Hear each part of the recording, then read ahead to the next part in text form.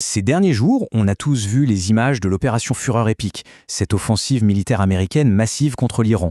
Mais la question qui est sur toutes les lèvres, c'est pourquoi? Pourquoi maintenant? Parce que honnêtement, quand on creuse un peu, les explications officielles, elles sont pour le moins confuses. Elles ne semblent pas vraiment coller avec les faits et ça nous laisse face à un véritable puzzle.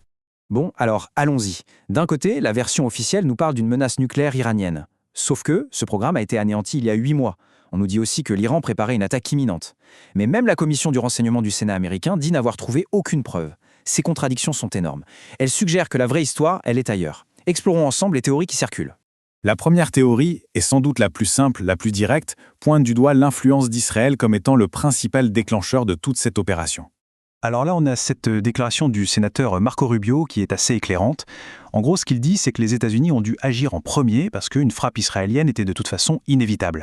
Dans leur logique, si Israël avait frappé, l'Iran se serait vengé sur les bases américaines de la région. L'action américaine n'aurait donc été, en quelque sorte, qu'une manœuvre préventive pour limiter la casse. Et là, on touche vraiment au cœur de cette théorie. Un ancien de la CIA, John Kiriakou, balance une véritable bombe. Israël aurait posé un ultimatum, noir sur blanc, aux États-Unis. Le message était clair, soit vous bombardez, soit c'est nous qui le ferons, avec nos propres armes nucléaires. Des armes qu'Israël n'a jamais officiellement reconnues au passage. Ça aurait complètement forcé la main de Washington, qui aurait agi pour éviter un scénario nucléaire bien plus catastrophique. Et ce qu'on voit ici, c'est que tout ça, ça ne date pas d'hier, loin de là. Depuis les années 90, l'idée d'un changement de régime en Iran est un objectif affiché, martelé. Pendant des décennies, on a entendu que l'Iran était à quelques semaines de la bombe.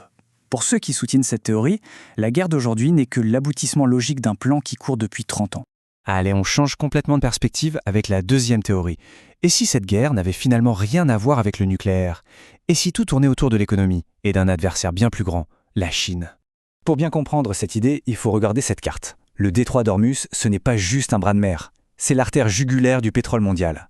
Près d'un quart de tout le pétrole de la planète passe par là. Contrôler ce goulot d'étranglement, c'est comme tenir les clés de l'économie mondiale. Et voilà l'effet immédiat de ce conflit. Le trafic dans le détroit a chuté de 70%. C'est énorme. Plus de 150 navires sont bloqués. Les compagnies d'assurance ont tout suspendu. C'est comme si on avait appuyé sur un interrupteur géant qui a coupé une partie du flux financier mondial. Alors, en quoi est-ce que ça peut bien profiter aux États-Unis? Eh bien, c'est une stratégie à plusieurs bandes. D'abord, ça frappe l'Iran au portefeuille, bien sûr, mais ça affaiblit aussi son plus gros client, la Chine. Du coup, Pékin devient plus dépendant du pétrole américain. Ensuite, la flambée des prix du brut, c'est du pain béni pour les géants pétroliers américains. Et enfin, comme le pétrole se paie en dollars, des prix plus élevés signifient une plus grande demande de dollars. C'est une victoire stratégique sur presque tous les fronts.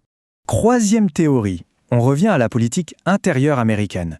Et si la guerre était en quelque sorte une manière de renvoyer l'ascenseur à de très très puissants intérêts financiers et industriels qui ont aidé à faire élire le président? Cette carte est vraiment fascinante. Elle dessine les liens entre les principaux donateurs et leurs intérêts. On a Myriam Adelson, donatrice pro-israélienne de longue date, Kelsey Warren, un baron du pétrole, Paul Singer, dont le fonds spéculatif a misé gros sur la défense et l'énergie, et même Elon Musk, dont les entreprises ont des contrats qui se chiffrent en milliards avec le Pentagone. Pour chacun d'entre eux, ce conflit sert directement leurs intérêts.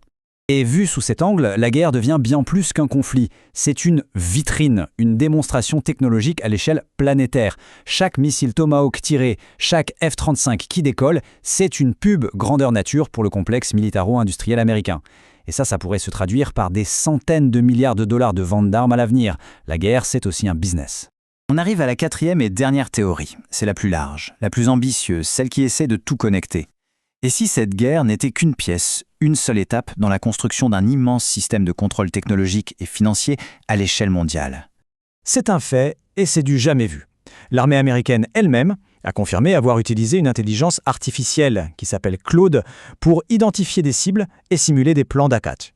On est officiellement entré dans une nouvelle ère où les guerres sont planifiées avec l'aide d'une IA. Et la réponse iranienne est tout aussi parlante. Ils n'ont pas seulement visé des cibles militaires classiques, non.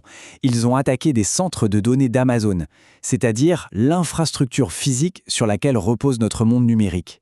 C'est le début de ce que certains appellent déjà les guerres techno-féodales, où le champ de bataille, c'est aussi le cloud. Cette théorie, qui a été beaucoup développée par Catherine Austin Fitts, une ancienne du gouvernement américain, elle repose sur 3 piliers. Le premier, c'est une monnaie programmable, qu'on peut contrôler à distance. Le deuxième, c'est une identité numérique, pour lier chaque personne à chaque transaction.